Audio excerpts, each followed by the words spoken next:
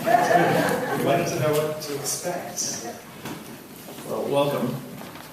This will be a moderated conversation. I'll ask you a few questions, but one of the things we like to do at these free talks is give our audience the chance to ask you questions. So I'll start with a few. We'll take some questions from the audience. I'll ask you a few more. This event is part of a series of talks that we do and gives our audience the chance to really engage with you in a kind of very comfortable and casual fashion. We've packed in the crowd, and we've got people standing all the way in the back, even beyond where you can see. So I think it's very exciting. So thank you for being here, people. Who was the first one? What time did you guys get here? Who was the first one in line? 4:30. 4:30. And you got a good start. 4 o'clock. 4 o'clock. Okay. Well, how many people have already seen Love is Strange? I'm guessing not a lot of people have seen it yet. Jake, you've seen it, Jim. Okay, Thomas, you've seen it. A few people have seen it. For those who haven't, why don't we just start talking about the film a little bit? And Ira, I think maybe you might be the best person to get us started. And I think the way for you to do that would be to tell us why is Love Strange, and where did the title come from? For those who don't know anything about what the story is, just to give you a brief 2-second description. The film is about a couple, Ben and George, who've been together for 39 years. The first scene in the movie, they get married, and as a result, one of them loses his job as a choir director for a Catholic high school. That's Alfred Molina. And they end up not being able to afford their New York apartment, so they just temporarily split up. Alfred moves in with 2 gay cops who live downstairs in his apartment building, and John's character, Ben, moves in with his nephew, and his nephew's wife is a novelist, Marisa Tomei, and they have a teenage son. And the film is really about these 2 men trying to get back together, but also very fully, I hope, it's about all the relationships they encounter and the different generations that are sort of impacted by this separation. So it's a love story, and it's very much a New York film. For me, it's a lot of different things, but it's a very personal film, and I felt for the first time in my life, in my 40s, I felt an optimism about love that makes for a different kind of film than the ones I've made previously, which were all about the possibility of love to destroy everyone involved. So this is a very hopeful film, and I think still, for each of us, love is very unique, and whether that be romantic love or familial or communal, which are all things the film talks about, for each of Alfred Molina has said it very well. It's a Shakespearean use of the term strange, in the sense that strange is magical, and what about love is unique for all of us. Well, let me bring in Mauricio for a moment, and you and Ira wrote this film together. Tell me about some of the early conversations you had about love and the many different ways you would be exploring it through these many different characters, the Shakespearean aspects of its strangeness, and some of the early conversations that you had. Ira's already talked about, and here and in other places, about how personal this film is. I think your role is crucial in helping to draw that out of him and help him work through, I would imagine, how to tell such a personal story or aspects of a story that are so personal. So tell us about that collaboration and some of those conversations. Yeah, we first started thinking about this when Ira told me about his uncle, who had been married for I don't know how many years, but many years. He was a sculptor, and his gay uncle, and he had been living with his partner for many years in a very happy relationship, and that was the first image we had. I mean, it was very much what we wanted. We knew we wanted to talk about that type of love, you know, enduring, long-term love. That if you ask these people how they feel, like they would do, if they could go back in time, they would do the same thing all over again. You know, and it's very rare that we see that on screen. So that was the first image we had, and then we started. We knew we also wanted to tell an intergenerational story. We didn't want to just concentrate on that couple. And so we needed a story, a plot, to open the story up to other people in their family. So we read in the newspaper what was happening with men who were getting married and worked in Catholic institutions, and the problem that they were having. That gave us the idea for the engine to run the plot and open the story, because then we would make it possible for them to separate, and the problems would begin, and finally, we would talk about the rest of the family, because they would have to live with these people. For me, it was very. My parents have been married for 50 years, so when we started working on this, that was the inspiration that I had.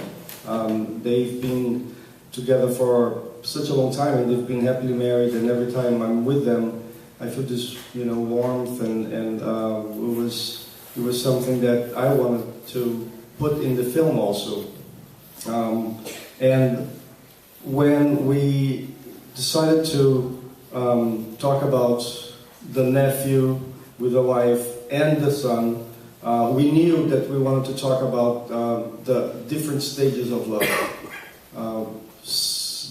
The other couple who are in the middle of a relationship that's starting to prove difficult, and also it's hard to visualize it. and also her son, who is starting to discover love for the first time. So with that, we thought we would open the story to the different stages of love. Well, we'll talk more about the stages of love in a moment, and I want to ask Ira about that, but I also want to bring in John and Marisa. John, first of all, as we've learned and as we've heard, the film is about two men and their relationship over decades, but it's also a universal story. It's also about, it's specific and it's universal. Tell us a bit more about their relationship, these two characters. People haven't seen the movie yet, so give us a bit more of an understanding of the dynamic, and then how you sort of immersed yourself in this particular role.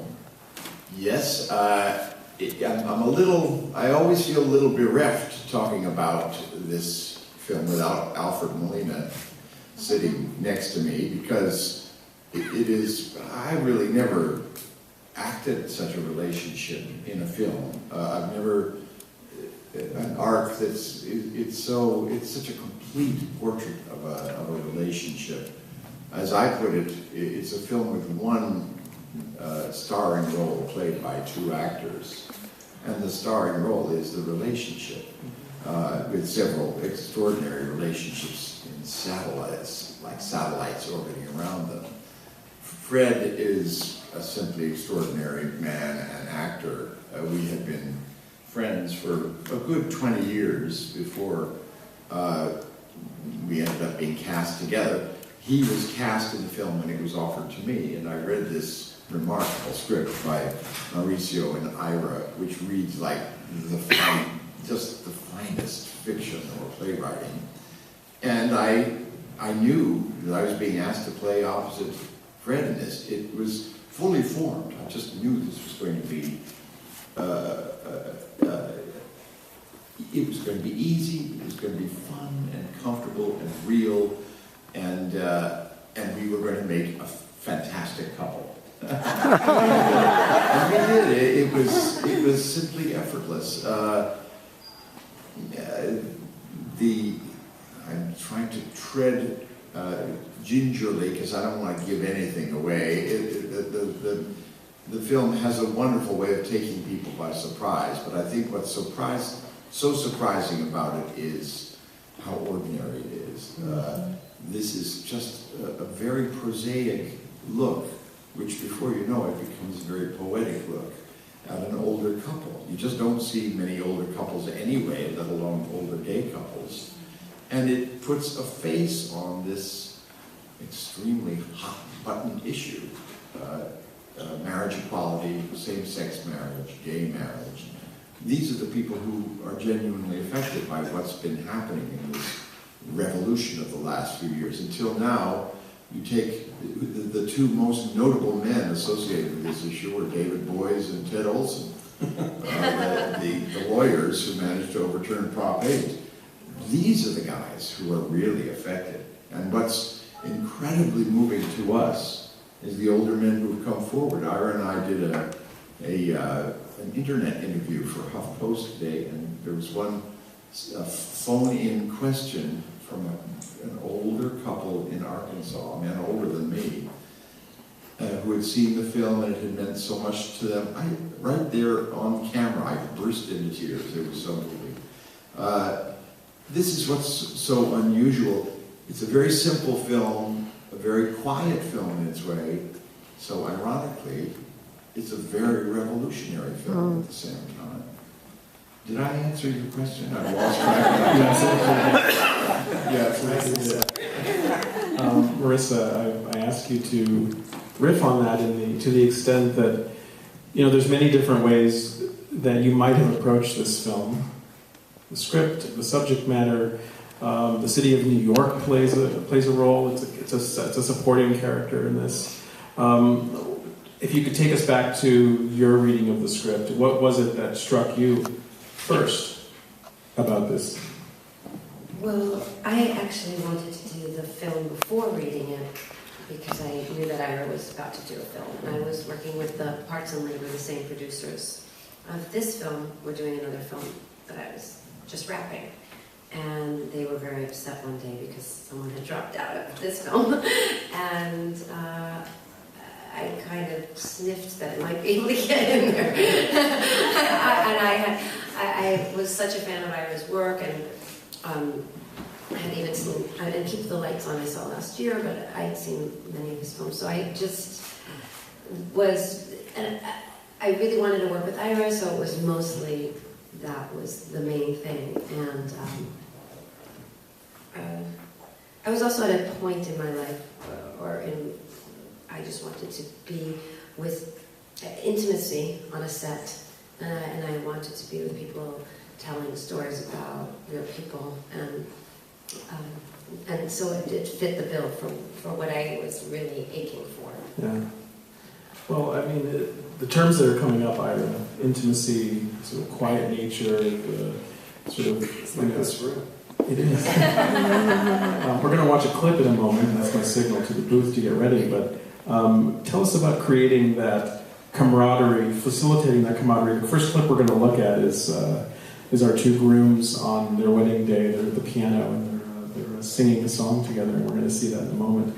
But before we do that, maybe picking up on some of the things that John and Marisa were talking about, how did you sort of foster and maintain that energy that comes across on the screen if you see the movie? Yeah.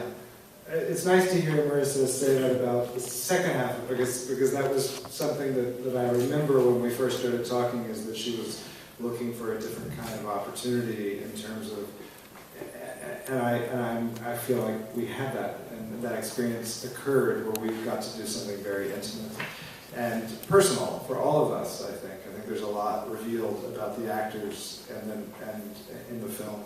For me, I have very specific strategies of how to create what I'm looking for on set, and it begins with actually building the world, so that these actors, and that includes costume and wardrobe and background. For example, in this scene, you will see a lot of faces who are the faces of the community that surrounds Ben and George, and I spent a lot of time casting background, as Shade knows, and getting the right, really the anthropology of this world. And I felt very good because on the day of this shoot, two of the faces you will see met each other, and they were both artists, a man and a woman, and they hadn't seen each other since the 1950s.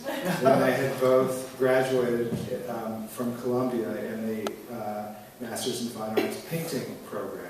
And they were both painters of New York who were still creating work, who had, in different ways, I had found, and we'd gotten to this scene. And they were the people who would know Ben painter in his early 70s. And I felt like, okay, that's why the scene works on some level. What I then try to do is I speak with each of the actors separately about the script, and we talk through things very closely, but I don't do conventional rehearsals. So on the day of the shoot, we've never heard the lines read. The other actor doesn't really have an idea of what to expect when he hears or she hears a line read, because that's really what we're trying to capture, is the response. And I do block, and we do, we get there and we block, but it's the day of, and there's two words that I think should be banned from a film set are subtext and motivation. Because those words really try to pin down the impossible things that the film can capture that you can't pin down. So you hope for that spontaneity. So in this scene, you guys have never sang this song before in front of anybody but each other, as Ben and George would have only sung with each other until this. And let me add, what you're about to see is the first time Fred and I did any work at all on the film. It was the very first thing we did, and it makes me so proud because it looks like these two guys have been together for 40 years. I'm also going to say, we're about to see the clip? Yes. I've been doing press all day, drinking nothing but water and coffee. While you're watching it, I'm going to speak off to the guys.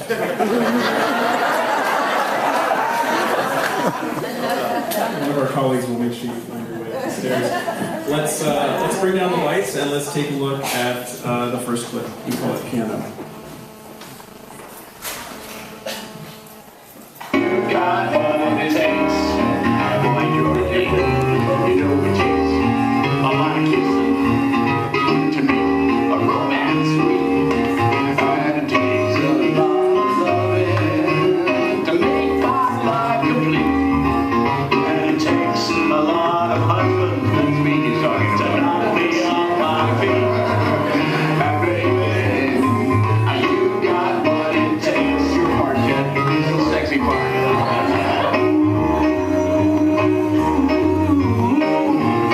Oh yeah.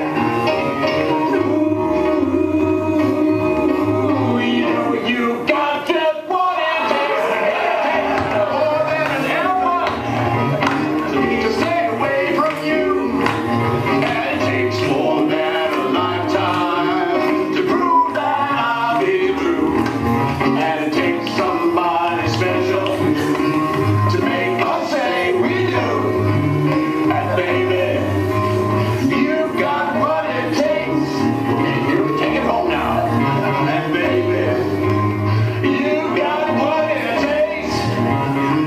Not just in the kitchen. Woo, baby. You got what it takes.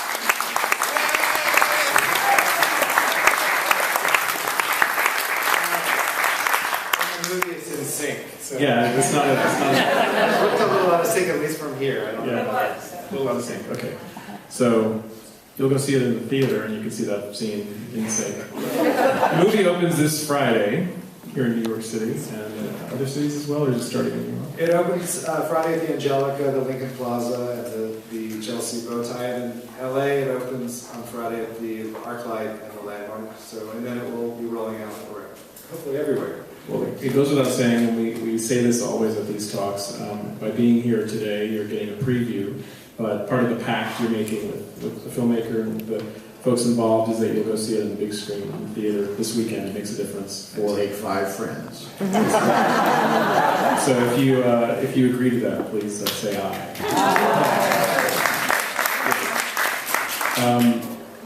Ira was talking about the way he works with actors.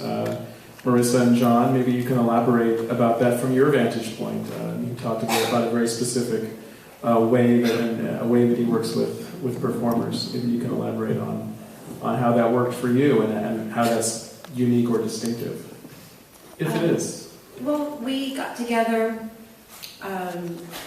to talk through the scenes, actually. I dragged it out of you. He really does not like to tell you anything about the character at all. But I did find it, I didn't relate as easily as John was saying he related, and has talked about being able to slip into the shoes of the character. I was far from the character in my personal life, but also there was just things that weren't adding up in my that I couldn't follow.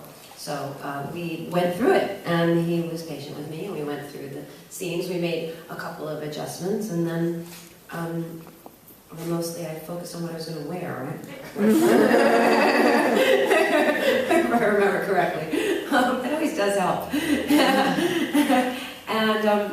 But on the set, it was because of what he was talking about, like those faces you just saw. I mean, that was the first day. I guess it was the first day I shot too. Yeah. So you just walked in, and the apartment, the art direction, the place we were in, and those faces, I just knew where we were. He had laid the table. So it was easy to step in without the rehearsal that he doesn't like to have. I don't like to have it either, so that worked out really well. And but you're willing to with questions. I mean, you can ask him questions. But he really he so thoroughly knows the characters and the place and the message, or whatever he really. The intent of why he's doing all of this is so close to the bone and to his heart that the information is just really accessible, and also I would add to that also just the way he speaks to you or spoke to me and gave me direction was very in a very calm and intimate manner, just kind of the themes of all of this, and so it helped convey to me kind of the tone that my character herself would actually use in her voice and how she would express herself. Different from how I would, maybe. But as I talk with my hands and I'm really boisterous, but that's not really how my character is. But it was helpful to speak to Ira before. Well, I'll just make one comment about that. As you say, I know what I want, and the truth is I don't. But that doesn't mean I don't know where I'm going. And I'm very, because I actually, I'm actually very, I think on a set, a lot of what I'm doing is trying to be very observant and then act on some level of my actors, and you do really have to take care of actors. It's a very magical thing that happens on set. And in a film set, people lose consciousness of that because everybody's kind of a family, except the actors are doing this extraordinarily unreal thing, which is making very real moments happen. So you have to be very careful with them. But a lot of what I'm doing is really, I think, trying to see who the actors are in the scene and what they're bringing as individuals that is really shaping this dialogue that we've created into something that is not mine. And since you've just seen that clip, and since Marisa mentioned Ira setting the table for everybody, let me talk a little bit about the set. That set included, that apartment, it included a photograph that Fred Molina happened to own of him and me about 20 years ago in black tie at an award ceremony. With our arms around, because we only just met. But Ira grabbed onto that and became part of the set pressing. There's a small painting of me, a portrait of me, which was painted one afternoon by Boris Torres, Ira's husband, who happens to have done the paintings that Ben, you haven't mentioned it, but Ben is a painter, as he generated. I am a painter manqué. It's what I first wanted to be, was a painter. One of the things that excited me about the role. So Boris and I worked together an entire afternoon on coming up with a common painting technique, something that the two of us could share, because there is an extended sequence in which I actually paint a picture, and that half-finished picture becomes an important part of the plot. Well, if you look carefully, that little portrait that Boris painted of me that afternoon is sitting on an easel in a corner. And also, one of the paintings on the wall is a painting of mine from when I was in Brazil in the early 90s, doing that play in the Fields of the Lord. Ira called and said, can you get a photographer to take a photograph that we can blow up so that we can use it to dress the set? What I'm saying is, he takes from everybody. He takes our input. He wanted to know all about my history. In the weeks before we started shooting, I was working on a film in Calgary, Alberta. Fred was at his home in Los Angeles.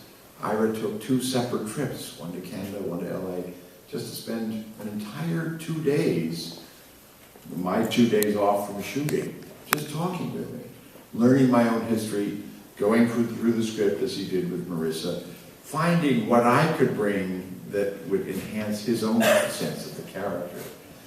It was a gift. I mean, you don't get that kind of thing from a director. Certainly it never happened to me before. All of this in lieu of actually sitting and rehearsing. We never read through the script. Marisa and I never spoke a line together until a camera was running.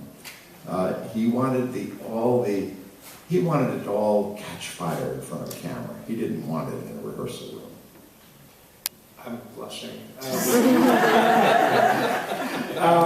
It's very nice, but I think in a way I just know what I need. It's really about figuring out. It's my 5th film and certain things that have worked and certain strategies, and so it's about being driven creatively to get the most out of what you have. One thing we haven't really mentioned is I had. And this was not something I don't think Mauricio and I wrote a script that has some funny lines in it, and it's not a laugh riot, but it's got some. There's a lot of humor in it. But what I didn't know was that I cast 2, and these 2 actors, Alfred also, but specifically Marisa and John, who are brilliant comic actors. And to me that is a huge compliment. It's in the sense that they can find the comedy in the dramatic situations that the film presents, and their timing, and they have this one scene. Are you going to show that scene? It's going to be out of sync. I don't know if we'll make you see another scene. Okay, yeah. So there's a great scene between the 2 of them. I'm so glad I was going to the bathroom. Yeah. It was but there's a great scene between these 2, and it's really a set piece, comic, dramatic scene, and Marissa's trying to work in the apartment, and John is chatting and being just a little annoying, and Marissa's, it's so complex in terms of the range of emotions she experiences, and I think that many people connect to. It really is one of my favorite scenes I've ever been in. Just an exquisite piece of writing, and Marissa's an amazing acting partner. It was just great. We're very proud of that. I really only have one more question before we turn it over to the audience, and there are going to be microphones on the sides, so get your questions ready. This film, in my view, it quietly but confidently wades into a political moment, a cultural moment, a historical moment in its in the way it addresses marriage equality. So to anybody on the panel, in this group here, maybe you could speak to that, speak to what you hope this film will achieve, what it does achieve, what it documents. Again, this is such an important moment, culturally, historically, politically, and the way this film addresses it is so subtle but yet so powerful to me. I'll start. I've started. To me, the best, the most effective political pieces of art I've seen are the quiet ones, the ones that are not political. And we never try to make a political film at all. And in a way, I think that it makes people relate to something that they're not willing to. And I think this film can do that. I really hope that it's a film that will make some people that wouldn't even want to get close to this kind of subject go and actually feel something. And I think that will be the best thing that I could achieve with my work. And I've seen it happen already. and it's wonderful. Just to see that people who would not want even to get close, and now, you know, they've seen something that moved them, and they feel changed. It's true. We didn't set out to make a niche film for just gay people or people on the side of gay people in this issue. We didn't set out to make a polemical film or make a political statement. It was just about these people and their emotions. But you're absolutely right, Mauricio. It is a film which, best case scenario, it can actually open up people's consciousness that little bit. You know, there's this kind of tide of history that goes from prejudice to tolerance to acceptance.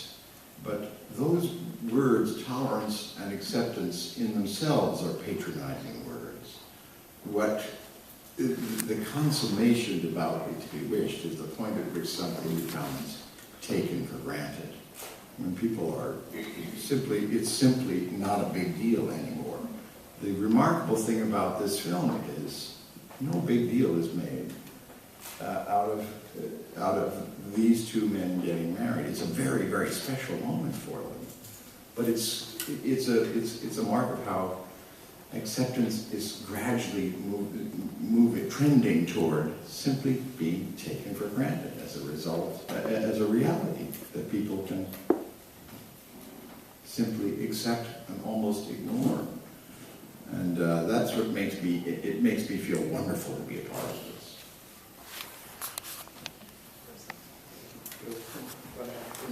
I don't know that I have more to add, other than I feel like that I think of it as just universal and a love story so much that it doesn't.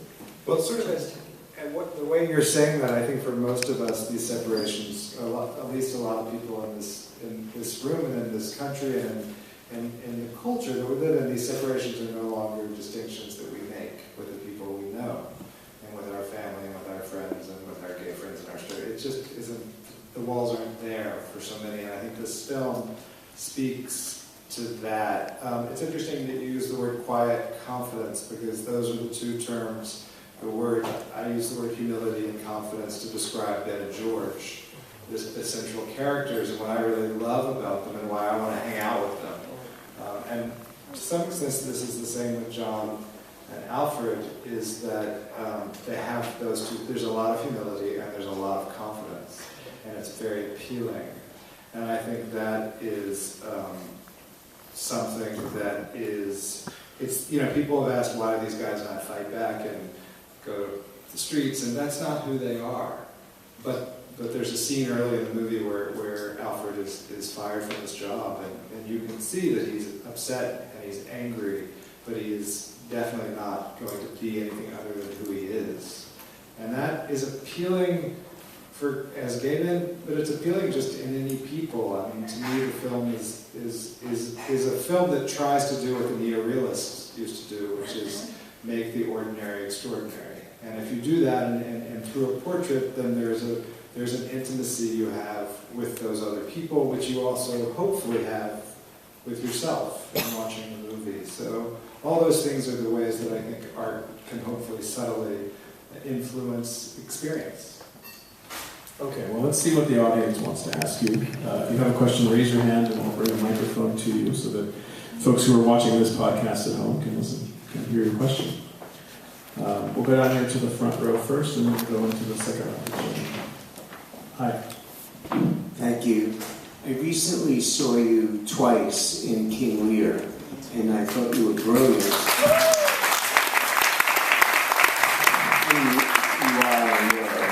And I'm wondering, what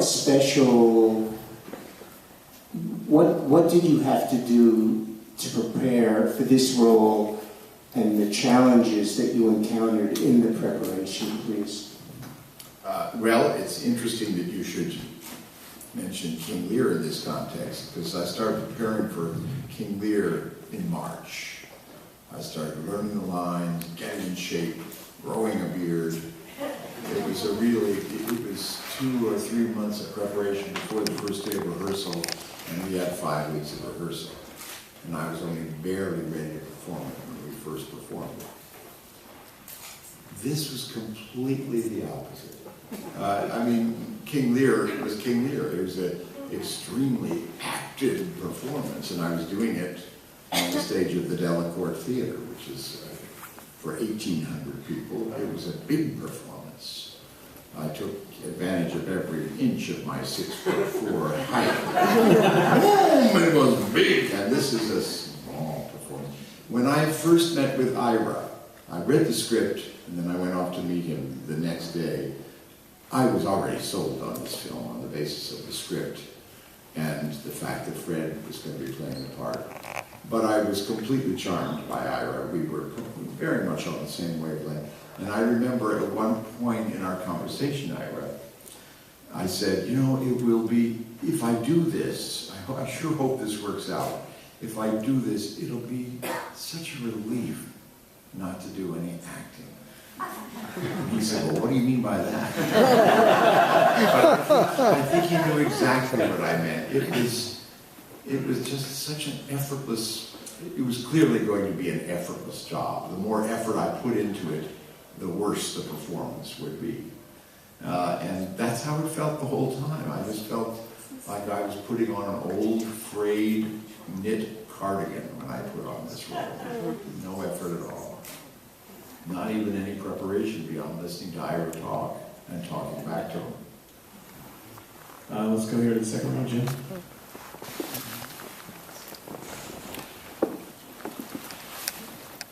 Thank you, Ira. And thank you. The generosity of the actors so comes across on the screen that they really like being in this film. I mean, that having seen the film. I wanted to ask a question. My favorite scene is the one between Marisa and John, the writing scene, because to me it's about family. It's about the alternative family in many ways that gays and lesbian people have always had to create up until today. And it's about the village, you know, where Marisa grew up. So Ira, you became a parent. Your films previously were a lot about outsiders. This seems to be about an insider in the village in a very normalized situation that doesn't exist in many other parts of America. How did you make this transition in the storytelling? Life got better. You know, I think my last film was called Keep the Lights On, and it was a very autobiographical film about self-discovery, really. And I've realized that all my previous films were films of self-discovery, which means they were also films of alienation, people trying to figure out how they fit into the world. And in my own life, not because of the kind of signifiers of I've married my husband, who is a wonderful, I love him deeply, and I can imagine having a long life with him, but the fact that we're married and the fact that we're raising 2 kids, we have twins that we're raising with their mom who lives next door to us, so we really do have a village taking care of these 2 kids. Those are kind of symbols of coming, maybe, you know, of normalcy or something, but I don't think the symbols really matter, because all those things, as you can see in Marisa's character in the film, marriage doesn't define anything except as a law on some level. So for me, it's about achieving some sort of comfort with myself, and I think that's really changed the films, and that's why I'm presenting characters who are more comfortable with themselves than you've seen in my previous work. And I do think that relates to, I'm also an example of how laws and culture change lives. And we're talking about how the film can do it, but I think I represent a lot of people who feel differently internally as the world reflects them differently. Let's go down here and share your question. I just find this so interesting. I did background on this movie for 3 days, and I was at the wedding reception and the wedding. And me walking, I've been on a number of sets, you know, a lot of Hollywood, and we never get to interact with the stars. But this day we were there, this woman taps on my shoulder and says, "Oh, hi, I'm Marisa." oh, hi, and she walked around, like with cookies or so. It was great. But when you guys were sitting at the piano, I did not know until now that was the first day of shooting. It looked like you guys had just been working together and living together and being those characters. And Marisa gave that speech. I don't know how and you swung your arm. I think you had tears. And us, background, and there were a number of Ira's friends who had never been on a set at all. And you could see them reacting to what you guys were doing. It was great. I just wanted, that's amazing that was the first day. We had never seen it. I also really liked what Alfred did to mellow everybody out, because some of the extras were really tight and they weren't dancing. And he said, I'm naked, I've got a stalk of celery up my ass.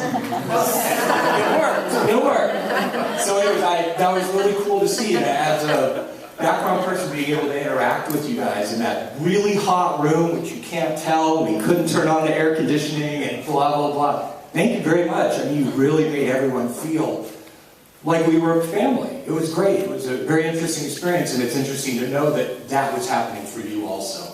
Well, you contributed to that. It was great to have you there. I would like to ask you all a question. Raise your hands if you have been to a same-sex wedding. A grandmother of one.